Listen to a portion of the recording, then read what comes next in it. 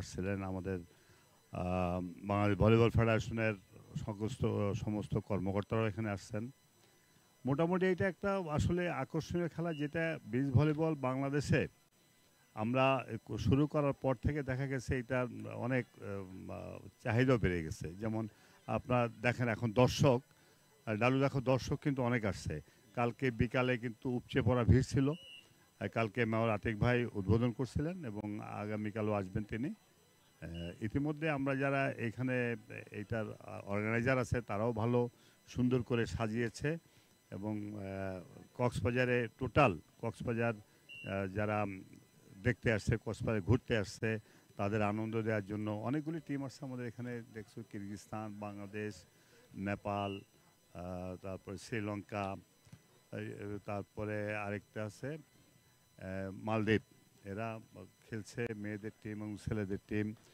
মোটামুটি আমি বলবো যে এখানে একটা সুন্দর একটা অ্যারেঞ্জমেন্ট করেছেন এবং সবচেয়ে বড় কথা হলো যে আমরা যারা খেলাধুলার সাথে জড়িত তারা আমরা আসলেই স্বীকার করতে হবে যে ভলিবল এমন সুন্দর জায়গায় পৌঁছে গেছে এখন যে এই ভলিবলটাকে সবাই ভালোবাসতে শিখছে, খেলা উপভোগ করতে শিখছে। এখন বাংলাদেশের সাথে খেলা হবে, আমার বিশ্বাস বাংলাদেশ আজকে জিতবে, কালকেও জিতেছে।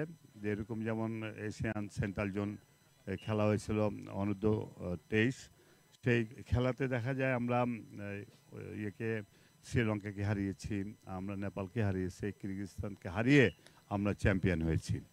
এটা একটা বিশাল ব্যাপার। আমি মনে করি যে গত পরশু দিন অর্থাৎ 26 তারিখে ফাইনাল ছিল। ওই ফাইনাল খেলায় 5 সেটে আমরা জয়ী হয়েছি। এর আগেও খেলা হয়েছে, সেখানেও আমরা জয়ী হয়েছিলাম। আসলে ভলিবলটা এখন ওই যে একটা কথাই বলে উড়ন্ত বলে দুরন্ত খেলা, তার নাম ভলিবল খেলা। সেই ভলিবল এখন যে অবস্থা হয়েছে যে আমাদের কর্মকর্তা যারা ভলিবল ফেডারেশনের প্রেসিডেন্ট, সেক্রেটারি যারা আছেন তারাও আসলে এবং যারা অর্গানাইজার, বিশেষ করে আমি বলবো ভলিবল ফেডারেশনের বর্তমান যে কমিটি, প্রত্যেকেই এক একজন যারা মেম্বার আছেন তারা প্রত্যেকেই কিন্তু ইন্টারেস্টেড হয়ে এবং তারা খুব মানে নিজের মনে করে এই খেলাটাকে এগিয়ে নিয়ে যাচ্ছে। সেখানে আমাদের আতিক সাহেব এবং আজকে যেমন খেলবে ওরা ওরা এই টিমেরও ক্যাপ্টেনশিপ। যাই হোক, বাংলাদেশ টিমের ক্যাপ্টেন। আমি মনে করি যদি এদেরকে পৃষ্ঠপোষক করা যায়, আমরা যেমন ভলিবলে বিদ্যুৎ উন্নয়ন বোর্ড থেকে আমরা চাকরি দিয়ে রেখেছি তাদের, এরকম যদি কিছু কিছু সংস্থা এসে প্রত্যেক খেলোয়াড়দেরকে চাকরি দিত তাহলে দেখতেন যে খেলোয়াড়রা কিন্তু অনেক এগিয়ে যেত। ক্রিকেটে এক একটা খেলোয়াড় অনেক টাকা পায়, কিন্তু আমাদের বাংলাদেশের ভলিবলের কিন্তু ওরকম না হলেও এখন অনেক এগিয়েছে খেলাধুলায়, ওরা ভালো অনারিয়াম পাচ্ছে। তো এরকম যদি ক্রিকেটের মতো না হোক, অন্তত বাংলাদেশের খেলোয়াড়দের যদি ওই মূল্যায়নটা করা হতো তাহলে আমার বিশ্বাস এই ভলিবল খেলা সেই আগের জায়গায় চলে যাবে। একটা সময় গ্রামগঞ্জে খেলা হতো, মাঠে খেলা হতো, ছোট্ট একটু জায়গায় 18 মিটার বাই 9 মিটার জায়গায় খেলা হতো। ধান কাটার পরেই খেলা শুরু হয়ে যেত। আমরা যে সময় খেলেছি তারা অনেক, আমরা ধান খেত, আমরা খ্যাপ খেলতে গেছি, খ্যাপ যাকে বলে, আমরা এক সময় এই খেলাধুলা করছি। ধন্যবাদ ডালু যে তুমি আমাকে বলার জন্য, এবং আমি মনে করি যে হর্ষিত আমার মনে কিছু বলা উচিত খেলা সম্পর্কে। আচ্ছা, ধন্যবাদ জহির ভাই। আমি মনে করি ভলিবল ক্রিকেটকে ছাপিয়ে উপরে উঠে চলে যাবে আমাদের দেশে, আমরা যদি এইভাবে অক্লান্ত পরিশ্রম করে চলি। আমাদের সঙ্গে আছে বাংলাদেশের শ্রেষ্ঠ খেলোয়াড় এবং বাংলাদেশ দলের দলনায়ক। বিচ ভলিবলও কিন্তু হরশিদ পার্টিসিপেট করছে, Harshid Biswas. Harshid, welcome to our commentary box. হরশিদের কাছে আমি যে প্রশ্নটা করব সর্বপ্রথমে, হরশিদ কি ইনডোর ভলিবল ছেড়ে দিয়ে পুরোপুরি বিচ ভলিবলে আসবে? কারণ আগামী সেপ্টেম্বর মাসে আমরা যেটা জানি যে অলিম্পিকের কোয়ালিফাইং রাউন্ড আমাদের এখানে অনুষ্ঠিত হবে। তো হরশিদ যদি চেষ্টা করে, আমি আত্মবিশ্বাসী সে কিন্তু ভালো করবে।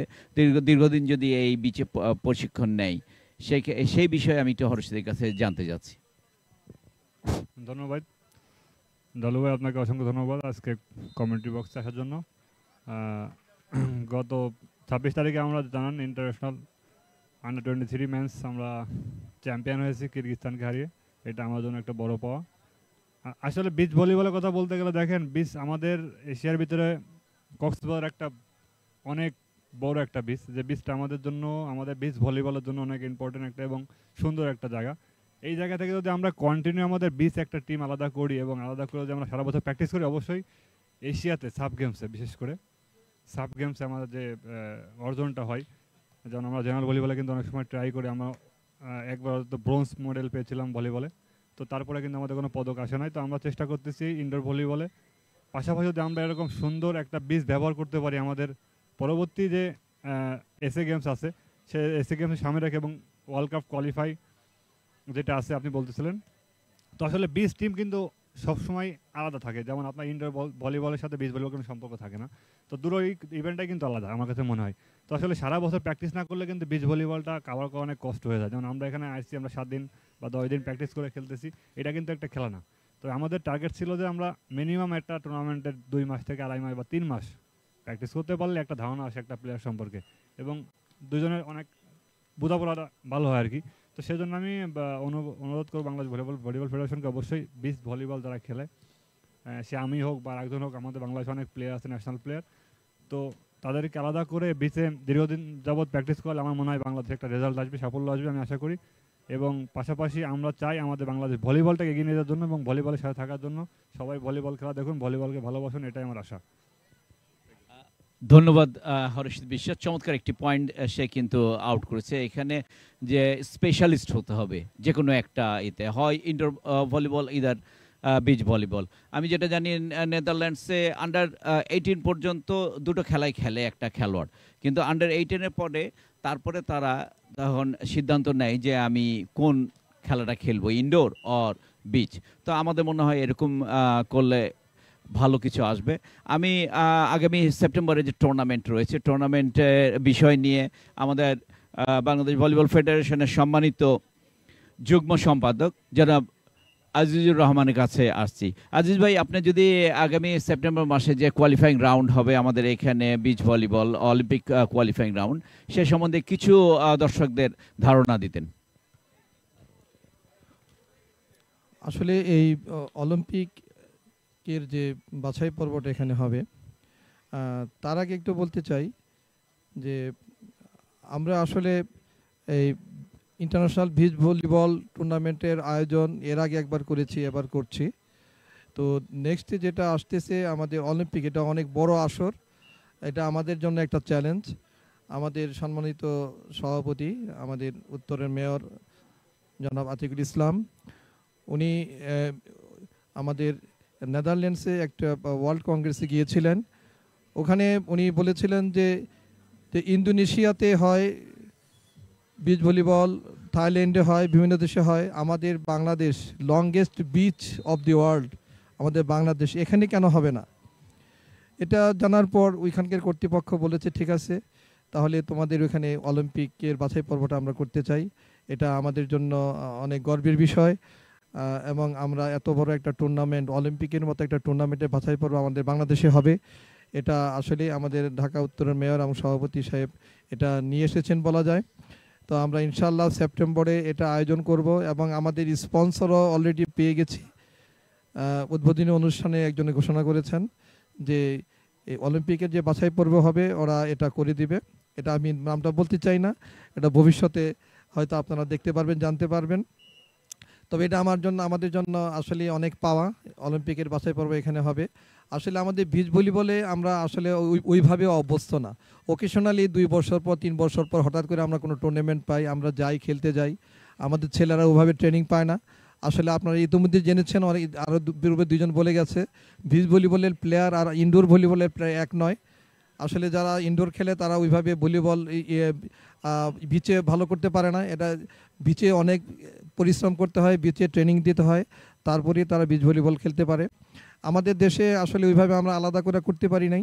আমাদেরও উচিত, যদি বিচ ভলিবলে আমরা ভালো রেজাল্ট করতে চাই, অবশ্যই বিচ ভলিবল প্লেয়ারদের জন্য আলাদা করে আমরা সিলেকশন করে আমাদের 12 মাস যদি ট্রেনিং আয়োজন করতে পারি, তাহলে আমরা বিচ ভলিবলের রেজাল্ট ভবিষ্যতে পাবো। ইতিমধ্যে মালদ্বীপ কিন্তু এটা করতেছে। মালদ্বীপের ওরা বিচ ভলিবলটাকে বেশি প্রাধান্য দিচ্ছে। ওরা বিচ ভলি প্লেয়ারটাকে আলাদা করে ফেলছে এবং ইন্ডোরের ভলিবল প্লেয়ারটা আলাদা করে খেলছে। যারা বিচ ভলিবলে খেলে ইনডোরে খেলে না, আর ইনডোরের প্লেয়ার বিচ ভলিবলে খেলে না। এটা যদি আমরা করতে পারি ভবিষ্যতে, তাহলে অবশ্যই আমরা বিচ ভলিবলে আমরা ডেভেলপ করতে পারবো বলে আমরা মনে করি। তো বিচ ভলিবল যদিও গ্রাম বাংলার খেলা, কিন্তু বিচ ভলিবলটা আসলে সবাই খেলতে পারে না। এটা প্র্যাকটিস অনুশীলনটা খুব কঠিন হয়ে যায়। ইতিপূর্বে আমার মনে আছে যে ঢাকাতে আমরা একটা স্যান্ডি বালি দিয়ে আমরা একটা কৃত্রিম বিচ ভলিবল মাঠ করেছিলাম। যদিও বালিতে প্র্যাকটিস করা যায়, তারপর একটা আবহাওয়ার ব্যাপার থাকে, বিচের পাশে আবহাওয়াটা থাকে, ওই আবহাওয়ার সাথে তাল মিলিয়ে খেলতে হয়। এজন্য আসলে ট্রেনিংটা বিচের মধ্যে হওয়া উচিত। আশা করি আমরা যদি বিচ ভলিবলে ভালো করতে চাই, আমাদের আলাদা বিচ ভলিবল প্লেয়ার আলাদা করে, এবং যদি 12 মাস না হয় 6 মাসও যদি আমরা বিচে এসে প্র্যাকটিস করতে পারি, অনুষ্ঠান চালিয়ে যেতে পারি, তারপর ভবিষ্যতে বিচ ভলি ভালো করতে পারবো বলে আমি মনে করি। ধন্যবাদ। ধন্যবাদ আজিজ ভাই। আমরা আর অল্প কিছুক্ষণের মধ্যে কিরগিজস্তান এবং বাংলাদেশের খেলাটি সম্প্রচার করব। খেলা শুরু হলে আমি আপনাদের সামনে মাইক্রোফোনে আসব। ধন্যবাদ।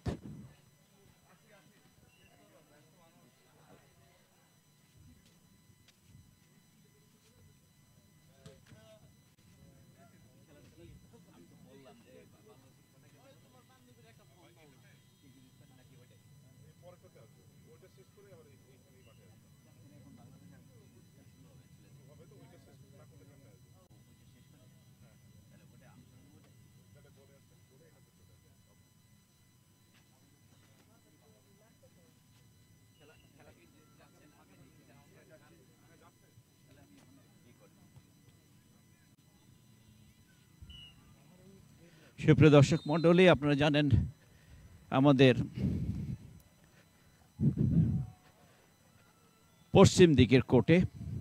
পশ্চিমের কোর্টে খেলা অনুষ্ঠিত হচ্ছে মহিলা বিভাগের বাংলাদেশ এবং নেপালের মধ্যে। নেপাল প্রথম সেট জয়ী হয়ে দ্বিতীয় সেটে কিন্তু এগিয়ে রয়েছে, দ্বার প্রান্তে পৌঁছে গেছে নেপাল দল 19-16 পয়েন্টে অগ্রগামী দ্বিতীয় সেটটি। আর একটি পয়েন্ট চিনাতে সমর্থ হলো, ম্যাচ পয়েন্ট নেপাল দলে। নেপাল 20, বাংলাদেশ 16। দেখা যাক শেষ পর্যন্ত কি হয়। এবারে কিন্তু চমৎকারভাবে পাস করেছিলেন ডলি, শেষ রক্ষা হয়েছে, চমৎকারভাবে রক্ষা করেছেন সেখানে সাবিনা। আবার দেখা যাক আক্রমণ এবং পয়েন্ট বাংলাদেশ। চমৎকার খেলছেন এই মুহূর্তে বাংলাদেশি খেলোয়াড়রা, যাদের সংগৃহীত পয়েন্ট 17। নেপাল 20। চমৎকার ভাগ্য সুপ্রসন্ন ডলি ছিলেন, সার্ভিস করেছেন চমৎকারভাবে ডলি, টেপে জড়িয়ে নেপালি দলের কোর্টে পড়ে যায়। পয়েন্ট বাংলাদেশ 18, নেপাল 20। চমৎকার সার্ভিস দিয়েছেন। এবারে কিন্তু আরেকটি পয়েন্ট হওয়ার সম্ভাবনা, দেখা যাক এই ফ্রি বলটা কাজে লাগাতে পারে কিনা বাংলাদেশ দলের খেলোয়াড়রা। আবারও কিন্তু সঙ্গে সেটটি ছিনিয়ে নিল নেপাল দল এবং ম্যাচে জয়ী হলো 2-0 সেটে। Congratulation Nepal, well done. Bangladesh চমৎকার খেলেছে দ্বিতীয় সেটে বাংলাদেশ দল। আপনারা জানেন আরেকটি কোর্টে, অর্থাৎ আমাদের পূর্ব সাইডের কোর্টে বাংলাদেশের পুরুষদের দল মনসুর এবং কাঞ্চন যে দলে খেলছেন, সেই দলটি মোকাবেলা করবে শক্তিশালী কিরগিজস্তানের সাথে। না দুঃখিত, শক্তিশালী কিরগিজস্তানের সাথে মোকাবেলা করবে। আর অল্প কিছুক্ষণের মধ্যে খেলাটি শুরু হলে আমি আপনাদের সামনে মাইক্রোফোনে আবারও আসবো।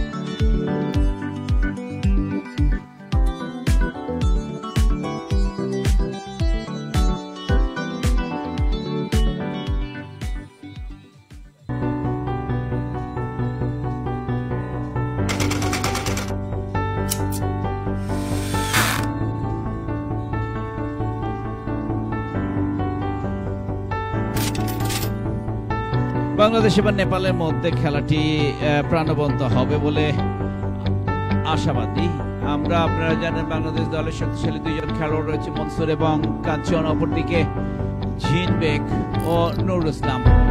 দুজনে কিন্তু ভালো খেলোয়াড়, তারা ইনডোর ভলিবলেও ভালো খেলোয়াড়। অনন্ত 23 দলে কিন্তু চমৎকার খেলে এসেছেন। পরশুদিন যে চূড়ান্ত খেলাটি ছিল মেহেরপুর ইনডোর স্টেডিয়ামে, হাড্ডাহাড্ডি লড়াইয়ের মধ্য দিয়ে বাংলাদেশ কিন্তু ম্যাচটি জয়ী হয়েছিল। আপনারা জানেন পঞ্চম সেটে খেলাটি গড়িয়েছিল, পঞ্চম সেটে কিন্তু বাংলাদেশ দল বাংলাদেশে 1.20 লক্ষ এসএমই উদ্যোক্তা পণ্য তৈরি করছেন। উদ্যোক্তার পণ্যটি এক ক্লিকে কিনবার সেরা প্ল্যাটফর্মটি আপনারই মার্কেট। অনলাইন মার্কেটটিতে সারা দেশ থেকে উদ্যোক্তার নিবিড় মমতায় উৎপাদিত পণ্যটি আপনার দরজায় পৌঁছে দেবার অঙ্গীকার আমাদের। কাজ করুন নিশ্চিন্তে, বালিশ থেকে ট্রাক্টর কিনতে অর্ডার করুন ঐক্যতে। ঐক্য.com.bd